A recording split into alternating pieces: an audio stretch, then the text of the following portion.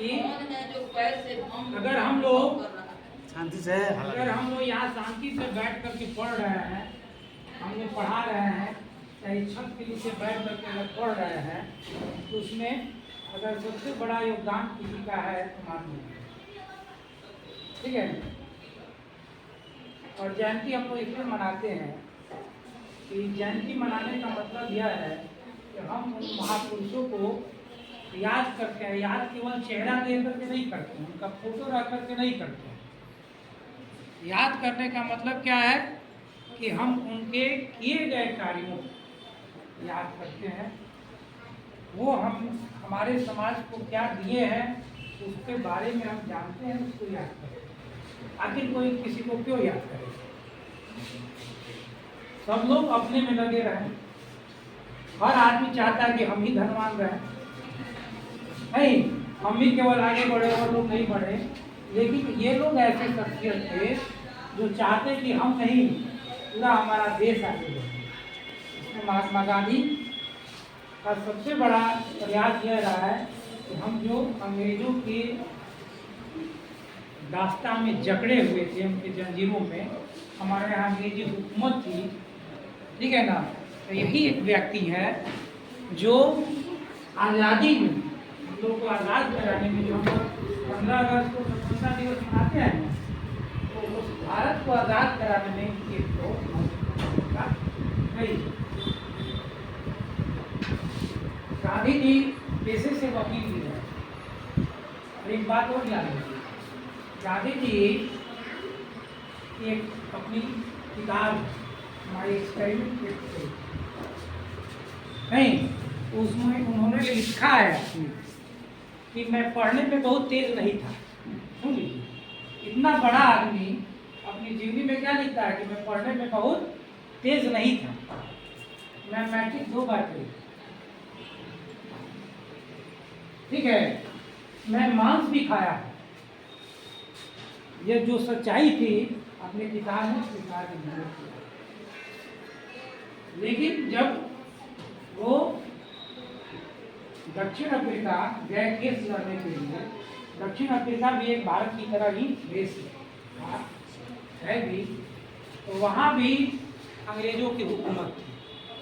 और जब दक्षिण अफ्रीका गांधी जी गए तो वहाँ पर गोरे कालों का भेद, गोरा काला समझते हैं, गोरा जो थे ना वो अंग्रेज थे, और काला जो थे वहाँ के लोग थे। यहाँ से कुछ भारतीय मजदूर भी गए।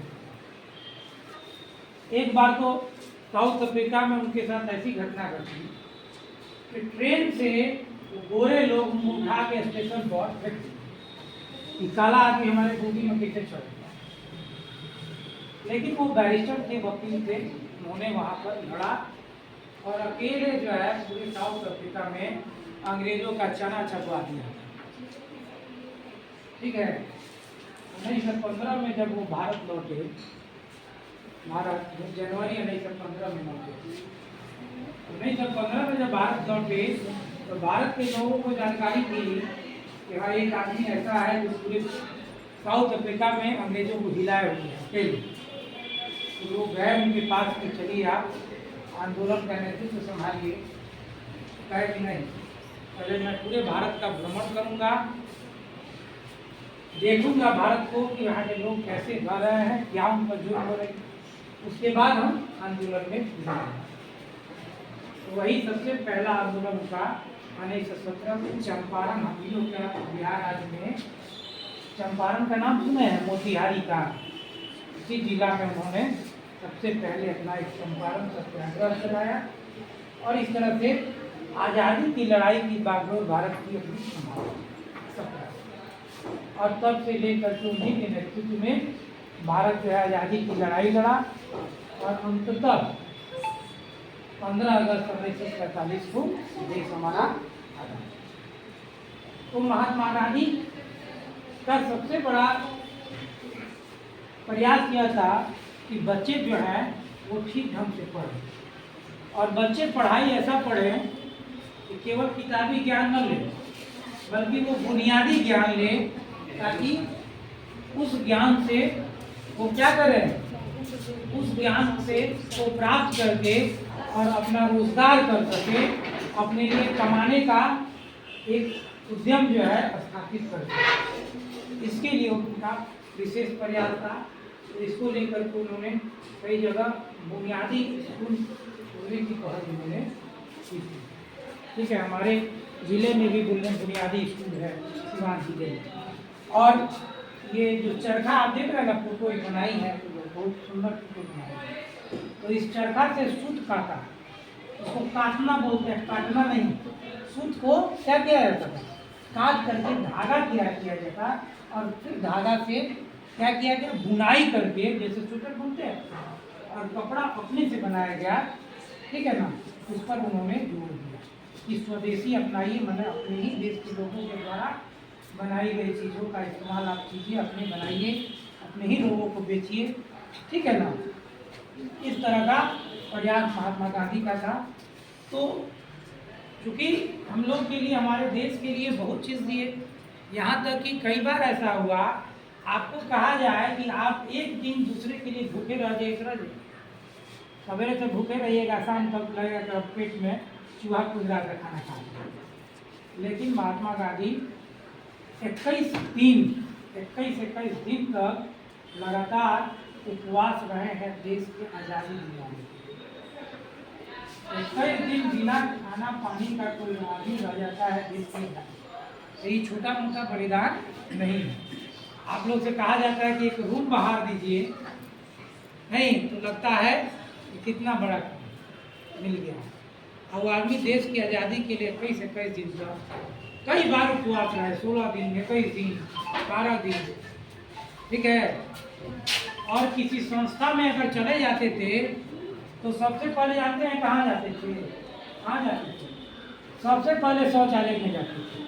आप वहाँ की गंदगी को अपने साफ करते थे अपने हाथ से। आप लोग को रूम सफाई करने में कितना पड़ जाएगा। ठीक है, इसलिए वो मानते हैं कि दिन की शुरुआत शौचालय से होती है, और वह जगह गंदा रहेगा तो साफ सफाई को विशेष जोर था। इसलिए आप लोग देखे होंगे कल भी स्वच्छता अभियान चलाया गया है 1 तारीख। ठीक है ना, तो इस तरीके से हमारे देश के लिए ये बहुत ही अमूल्य योगदान रहा है। इसलिए हम महात्मा गांधी को याद करते हैं।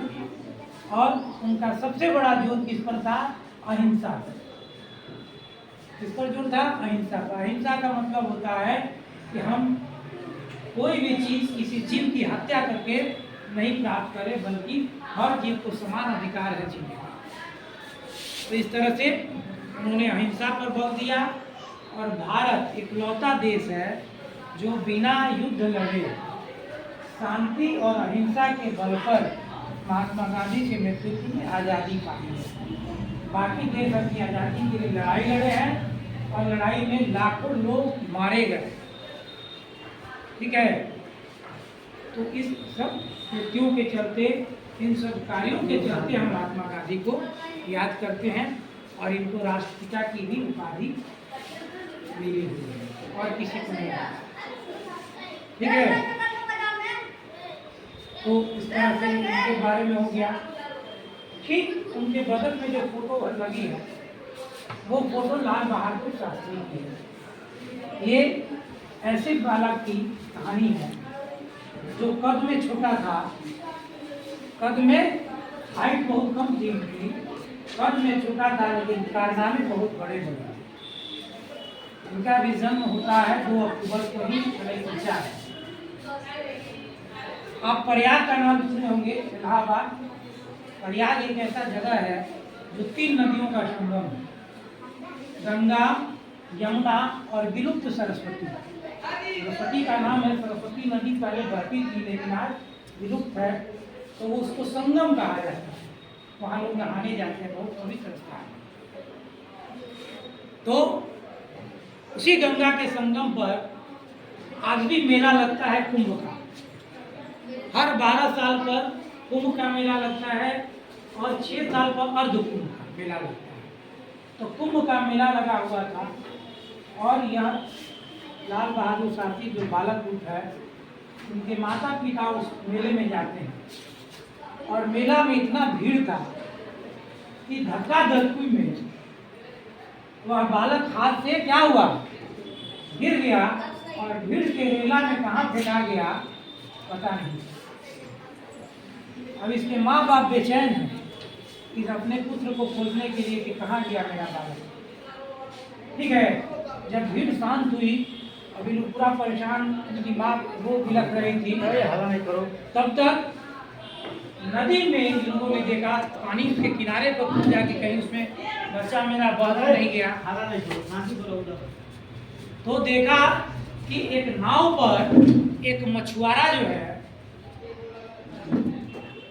वह जो है एक टोकरी में एक बालक को लिए हुए है। तब इन लोगों को कुछ ध्यान में जान आया। इनकी माँ दौड़े दौड़े किनारे पर गई और उससे कही कि तो मेरा बच्चा है। तो कहा कि आपका बच्चा है। और वो जो व्यक्ति खाया था तो वो निसंतान था, उसका कोई बेटा बेटी नहीं था। वो तो खुश था कि हमको अब एक बेटा मिल गया है।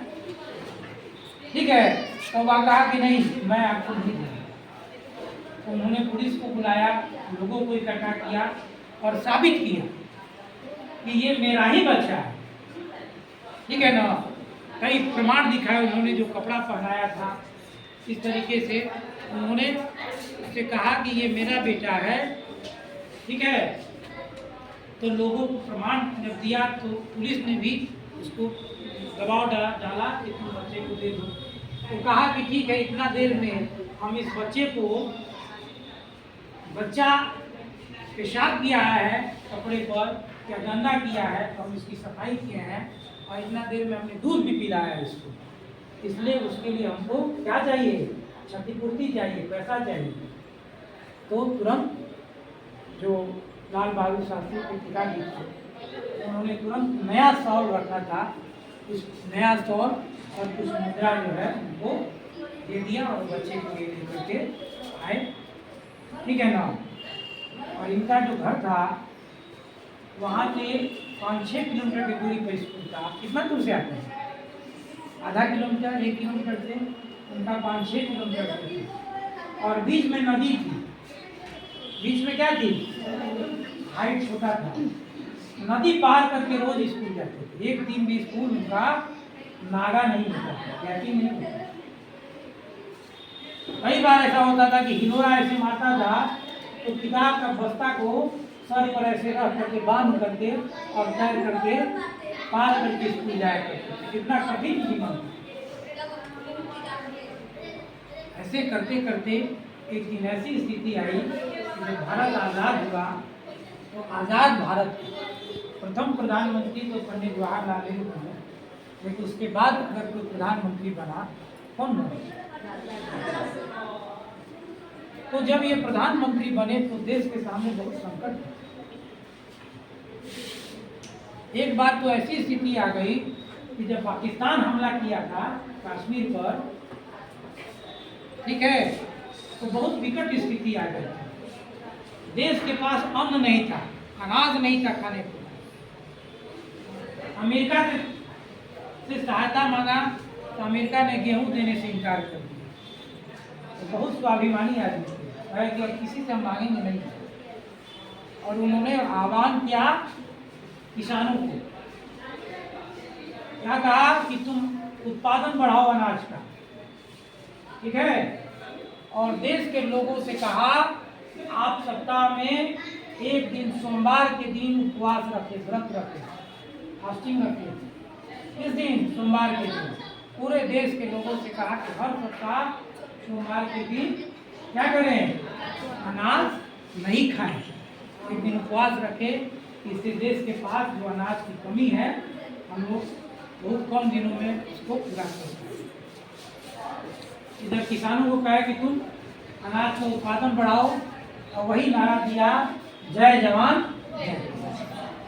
ठीक है, क्या कहा, जय जवान जय किसान। मतलब जवान, जवान कौन, सैनिक। देश की रक्षा कौन करता है, जवान, सैनिक। और दूसरा कौन देश को चलाता है, किसान। लेकिन किसान जब अनाज नहीं बोएगा तो हम लोग खाएंगे कहाँ से? आज जब नहीं खाएंगे तो हम मजबूत कैसे होंगे? हम तो बीमार पड़ के मर जाएंगे। इसलिए कहा कि जय जवान जय किसान। ठीक है, तो इस तरह से बड़े बड़े कारनामे इनके रहे हैं प्रधानमंत्री के पद पर रहते हुए। कभी भी, उसके पहले रेल मंत्री थे। रेल मंत्री थे तो एक बार की बात है, उनकी माँ जो है, उनकी माँ पूछी कि बेटा कौन सा काम करते हो? तो बोले कि हम रेलवे का कर्मचारी हैं, रेलवे में काम करते हैं। ठीक है, ही नहीं कहे कि रेल मंत्री है। लोगों ने पूछा उनसे कि आप रेल मंत्री है और आप जो ऐसी बात करते हैं। तो कहे अगर यह बात अपनी माँ को हम बता दें कि हम रेल मंत्री हैं तो आसपास का लोग जो है उनके पास सिफारिश के लिए आ जाएंगे। माँ कहेगी तो हमारे लिए धर्म संकट की स्थिति हो जाएगी, इसलिए हम आगे बढ़े नहीं। अहमदाबाद में गए तो वहाँ पर साड़ी जो है बनता है, ये कॉटन सूरत में। तो उनकी पत्नी के लिए लोग भेंट दिया, तो भेंट का भी पैसा वो मतलब घर में ये किसी को एहसास नहीं था कि इतने बड़े पद पर हैं। ठीक है, तो यह इससे महानता थी और देश को हमेशा इन लोग देने का काम किया, अपना घर भरने का काम नहीं किया है। इसीलिए इन्हीं कृतियों को याद करते हुए हम लोग हर साल उनके जन्म दिवस को नहीं जयंती के रूप में हम लोग मनाते हैं। जैसे आपका बर्थडे होता है ना, तो आपका बर्थडे केवल आप मनाते हैं, आपके घर वाला मनाता है या आस पड़ोस का 4, 5, 10 आदमी मनाता है। लेकिन जो बड़े लोग होते हैं, जो बड़े कार्य करते हैं, लोगों के देश की सेवा के लिए जो काम करते हैं, उनकी जयंती पूरा देश मनाता है। इसीलिए देखिए ये दोनों व्यक्ति आज, दोनों महापुरुष आज नहीं है, लेकिन पूरा देश इनकी जयंती मना रहा है इनके नाम पर। ये काम ऐसा करना चाहिए जो आपके मरने के बाद भी लोग याद करें। वही कार्य है। अपने लिए तो सब लोग काम करते हैं, अपना पेट तो कुत्ता भी पाल लेता है, कहीं से नोच के, छीन के, फाड़ के, कहीं से खा पी लेता है। लेकिन सेवा जो है होता है दूसरों के लिए।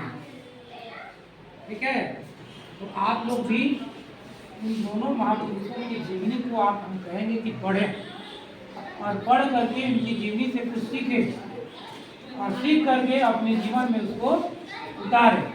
ठीक है ना? आप सोच लीजिए कि एक कपड़ा भी ठीक ढंग से लोग पहन के नहीं आता, यानी वो मात्र स्कूल ड्रेस कहा जाता है कि साफ सुथरा सही ढंग से पहन करके आइए। आप क्लास में ठीक ढंग से बैठिए, क्लास में ठीक ढंग से पढ़ाई कीजिए। अपने लिए भी कुछ काम नहीं होता तो दूसरों के लिए क्या?